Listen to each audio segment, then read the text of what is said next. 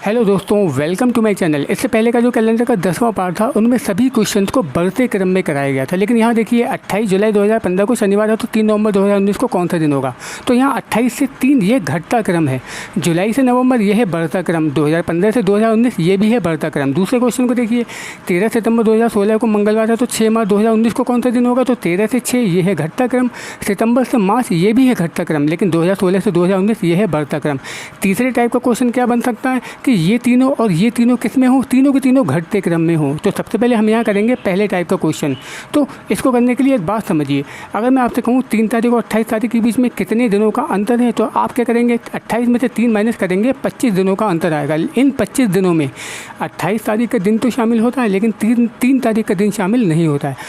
अगर मैं इसका उल्टा कर दूं कि 28 तारीख और 3 तारीख के बीच में कितने दिनों का अंतर होगा, तो 25 दिनों का अंतर नहीं होगा। मतलब इससे पहले के जो क्वेश्चन हमने डिफरेंस लेकर अंतर लेकर करे थे वो यहाँ पर फॉलो नहीं होगा। तो यहाँ थोड़ा मॉडिफाइड तरीके से होगा। कैसे करेंगे, इस पहले क्वेश्चन को करने के 2 तरीके हैं। पहला तरीका देखिए, सबसे पहले तारीख की कैलकुलेशन करेंगे। 28 में से 3 माइनस करेंगे तो कितने दिन बचेंगे, 25 दिन। 28 में से 3 माइनस करा तो कितना बचा, 25 दिन। इसको करेंगे 7 से डिवाइड, रिमाइंडर कितना आएगा, 7 या 21, रिमाइंडर आएगा 4। लेकिन रिमाइंडर यहाँ 4 नहीं लेंगे क्योंकि यहाँ जो तारीख है 28 से 3 घट रही है, तो रिमाइंडर को हम यहाँ नेगेटिव कर देंगे। रिमाइंडर आएगा नेगेटिव का 4। ये पहला रिमाइंडर आ गया। अब हम करेंगे महीनों की कैलकुलेशन। जुलाई 31 दिन होते हैं, 7 से डिवाइड करेंगे, रिमाइंडर 3। अगस्त में भी 31 दिन होते हैं, रिमाइंडर 3। सितंबर में 30 दिन होते हैं, रिमाइंडर 2। अक्टूबर में 31 दिन, रिमाइंडर 3। अब जो लास्ट का महीना है, अक्टूबर के बाद आता है नवंबर, तो लास्ट के महीने को कभी भी काउंट नहीं करते हैं। पिछली वीडियो में रीजन मैंने इसका बता दिया है। अब करेंगे साल की कैलकुलेशन। 2015 ये ऑर्डिनरी ईयर है, इसमें 365 दिन होते हैं, 7 से डिवाइड करेंगे, रिमाइंडर 1। 2016 ये लीप ईयर है क्योंकि 4 से कट जाएगा, 366 को 7 से डिवाइड करेंगे, रिमाइंडर 2। अब आएगा 2017 ऑर्डिनरी ईयर है, रिमाइंडर 1। फिर 2018 ऑर्डिनरी ईयर है, इसका भी रिमाइंडर 1। अब इसके बाद आएगा 2019। तो ये 2019 आपका ऑर्डिनरी ईयर है। हमेशा याद रखना है, अगर कभी भी आखिरी का साल ऑर्डिनरी ईयर हो जिसमें 365 दिन होते हैं तो उसको कभी भी काउंट नहीं करते हैं। अब देखिए यहाँ माइनस का 4 रिमाइंडर ये है। अब देखिए 2 और 1 3 और 1 4, ये प्लस के 4 रिमाइंडर हैं। तो माइनस की 4 से ये प्लस के 4 रिमाइंडर कैंसिल आउट हो गया। अब बाकी का रिमाइंडर कितना बचा, 3 3 6 2 8 और 3 11 और 1 12, टोटल रिमाइंडर 12 बचा है। इसको भी 7 से डिवाइड करेंगे तो फाइनल रिमाइंडर कितना आएगा, 7 कम 7, फाइनल रिमाइंडर आएगा 5। यानी शनिवार से 5 दिन आप आगे चले जाओ, या 5 + 2 कितना होता है 7, पूरा सप्ताह बन गया। या आप 2 दिन क्या चले जाओ, शनिवार से 2 दिन पीछे चले जाओ। तो 2 दिन पीछे क्या आएगा, शुक्रवार बृहस्पतिवार, यानी कौन सा दिन होगा, थर्सडे का दिन होगा। तो यही आपका आंसर है। अब इसका दूसरे टाइप का क्वेश्चन भी देखते हैं। दूसरा टाइप क्या है दोस्तों, अब इस क्वेश्चन को करने का दूसरा तरीका क्या है वो देखिए। 28 जुलाई के महीने में कितने दिन होते हैं, 31 दिन होते हैं। तो जुलाई का महीना पूरा होने में कितने दिन बाकी हैं, 28 जुलाई के बाद क्या आता है, 29 जुलाई, 30 जुलाई, 31 जुलाई, यानी जुलाई का महीना पूरा होने में अभी 3 दिन बाकी हैं। तो अगर मैं यहाँ जुलाई के 3 दिन ले लूँ, अब जुलाई का महीना पूरा हो चुका है, जुलाई का महीना समाप्त हो गया। अब जुलाई के बाद क्या आएगा, 1 अगस्त, 2 अगस्त, 3 अगस्त। तो अगर मैं यहाँ अगस्त के भी 3 दिन ले लूँ तो अब हम कौन सी तारीख पे पहुंच गए, 1 अगस्त, 2 अगस्त, 3 अगस्त। तो अब हम यहाँ 3 अगस्त की तारीख पे पहुंच गए। तो अब हमारी कैलकुलेशन कैसे शुरू होगी, 3 अगस्त 2015, 3 नवंबर 2019। तो अब देखिए 3 अगस्त 3 नवंबर, मतलब जो तारीख है वो 3 बराबरी पे आ गए हैं हम। 3 - 3 0, रिमाइंडर 0, कोई फ़र्क ही नहीं पड़ेगा। अब करेंगे जुलाई।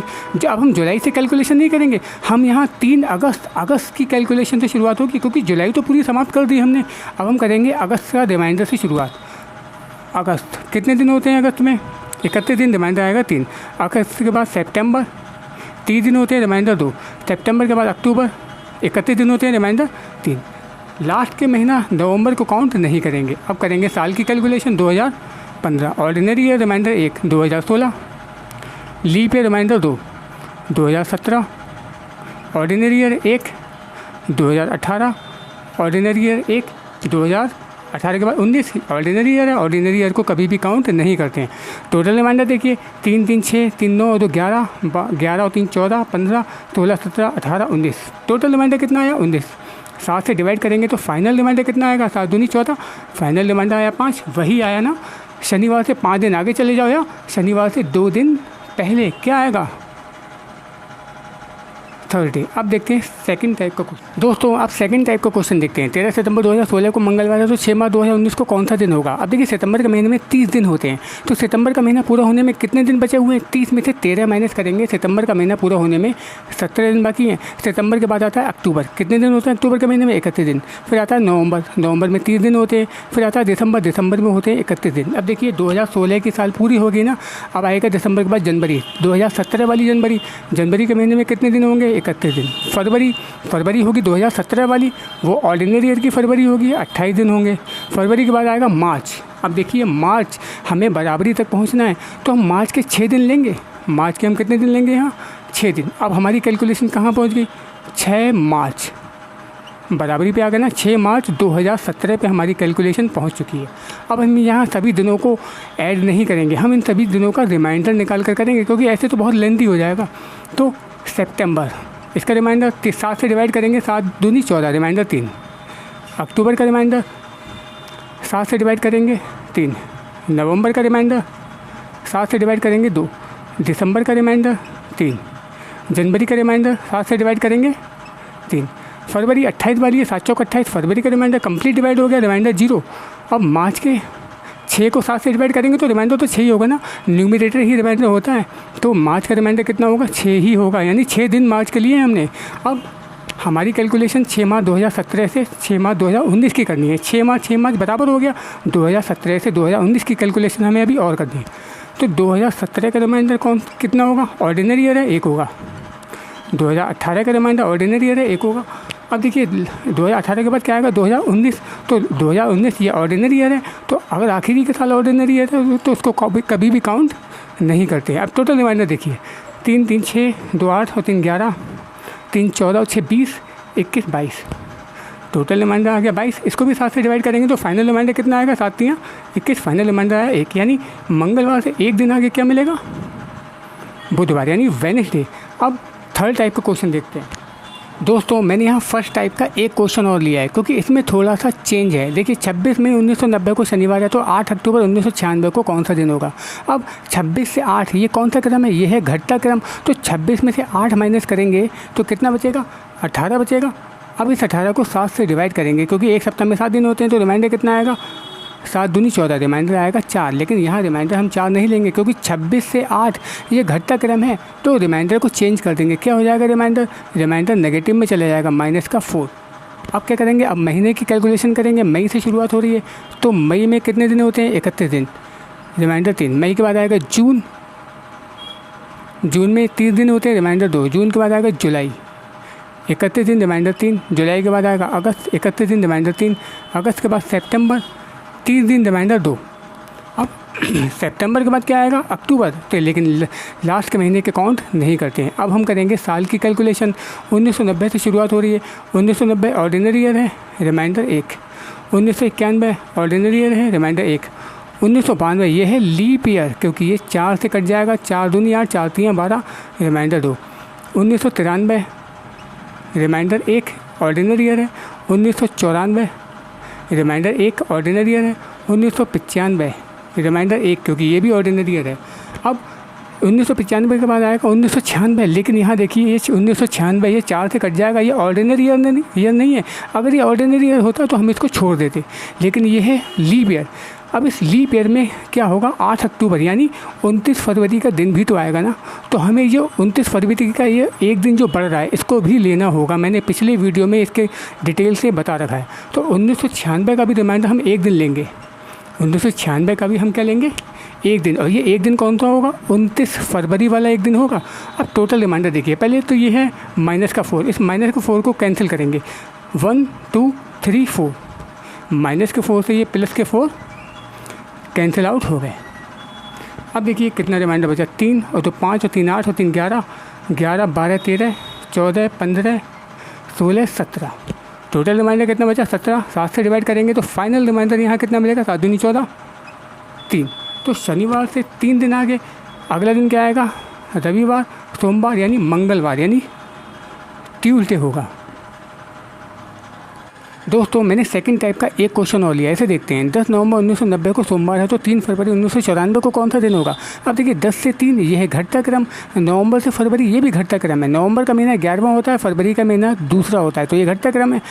1990 से 1994 ये है बढ़ता क्रम, तो ये सेकंड टाइप का क्वेश्चन है। अब देखिए नवंबर का महीना 10 नवंबर से महीने की शुरुआत हो रही है, तो नवंबर का महीना पूरा होने में कितने दिन बाकी हैं। नवंबर के महीने में 30 दिन होते हैं, 30 महीने 10 20 दिन बाकी हैं नवंबर के महीने को पूरा होने में। तो हम रिमाइंडर लिखेंगे, 20 दिन को 7 से डिवाइड करेंगे तो नवंबर का महीना कितना आएगा, 7 दूनी 14, रिमाइंडर आएगा 6।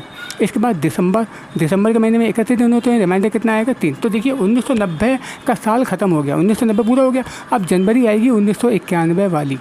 19 जनवरी के महीने में 31 दिन होते हैं, रिमाइंडर 3। अब देखिए फरवरी 1991 की फरवरी, हमें बराबरी तक पहुंचना है तो हम फरवरी के यहाँ केवल 3 दिन लेंगे। कितने दिन लेंगे, यहाँ 3 फरवरी है ना, तो हम फरवरी के केवल 3 दिन लेंगे, यानी रिमाइंडर 3 लेंगे। अब हम कहाँ की कैलकुलेशन में पहुँच गए, 3 फरवरी 1991 की कैलकुलेशन तक पहुंच गए। अब हमें यहाँ से यहाँ तक की कैलकुलेशन करनी है।